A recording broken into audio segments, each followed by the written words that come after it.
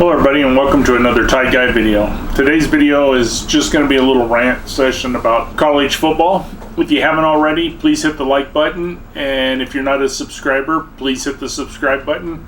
I'm having a contest with another YouTuber right now to see who can get to 2,500 subscribers first, so I would appreciate everybody hitting the subscribe button, especially if you like college football. I do videos Monday through Friday on college football. So today's video, I just wanted to talk a little bit about all the changes going on in college football. Do you see it for the better, for the worse? Start with, there's lots of discussions about all the coaches firing. Everybody knows, Georgia Tech, Colorado, Nebraska, Wisconsin, UAB, Arizona State. They've all fired their coach so far this year. And unfortunately, it's not over. There's going to be more and more coaches being fired. And unfortunately, I think this is kind of the new trend in college football. We're going to fire coaches so that way we can get another coach in place before mid-December signing period for new players. And especially, of the schools that I just told you about, Wisconsin's the one that disturbs me the most. Paul had, a 72% winning percentage. He won Cotton Bowl, he won Rose Bowl, he was the Big Ten title 3 out of 7 years. When you fire a coach like that, well, what's the next coach think? How great does he have to be in order to keep his job? That's just a 72% winning percentage. 80% of the colleges out there would take that as a coach. I think it's a trend that's really, really disturbing. I remember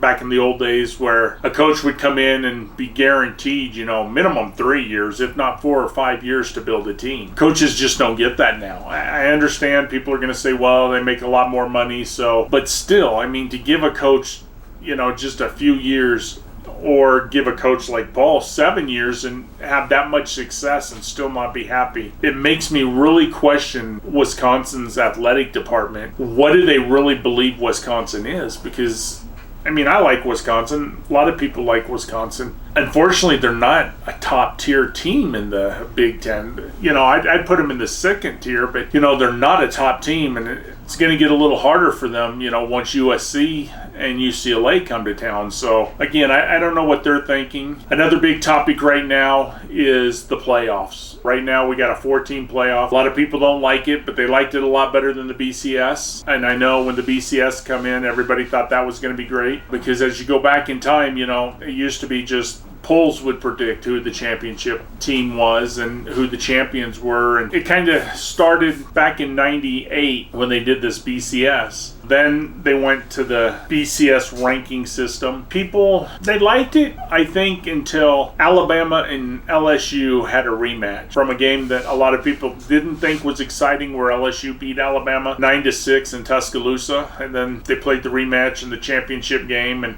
Alabama won 21-0. That kind of was the downfall. They wanted more and more teams. So then they expanded to the playoffs that we have now, a 4-team. And then, as most of you will know, they voted again, and now we're going to go to a 12-team. And I'd be willing to bet that'll probably happen in 2024. I think they do push it up. And there's a lot of talk about this 12-team. A lot of people like it, a lot of people dislike it. Personally, I like it only for the fact that it's going to give us more football games. And anytime you get more football games and good matchups, I'm for it. I am against the 12-team, though. I think the first round bye for 4 teams, that's huge. I think where you're going to run into the problem is how it's going to be set up is it's 12 teams. The top 6 conference champions automatically make it in, and then the next 6 highest ranked teams make it in. The first 4 slots are for the top conference champion. So what happens when the 4th place conference champion and the 5th place conference champion, let's say they're ranked 9th and 10th or 10th and 11th, and it's really hard to distinguish between the two. Who are you going to give a bye to? And then the other team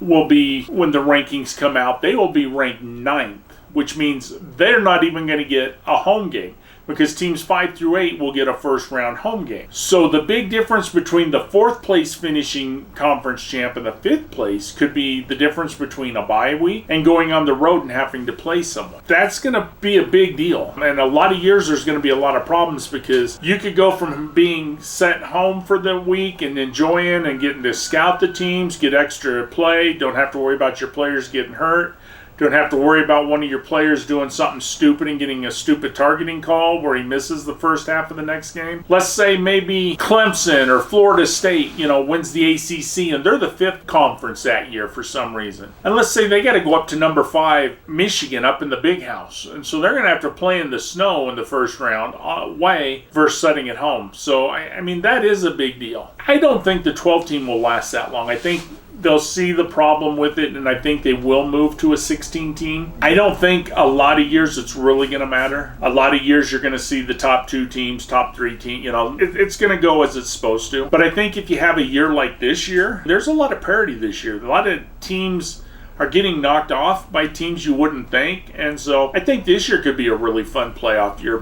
But for most years, it's going to go status quo. But it will bring us more games, and that's what people want. I did touch a little bit on the signings. I don't like it in December. I think if we move it back to February, I think that keeps coaches in their jobs longer. There's no need to fire them in September or October and start looking for a coach. You can fire them in November and you still have your coach in there by December and he's ready for recruiting in February. It makes it easier on the coaches who will be in the playoffs now because playoffs are going to move. So think about that. You're going to have playoff games the week that there's going to be kids signing, and that's going to be a headache. I don't know if the NCAA, if the coaches, if the athletic directors have really thought about that. But you stop and think, we had 2 more rounds of playoffs. When coaches are supposed to be with their teams practicing and getting ready for a playoff game, they're also worrying about recruiting. So let's see how that pans out. I think that's going to be a big point. I don't think anybody's really talked about that right now. That's something I would like to get everybody's opinion on. Like I said, I just wanted this video to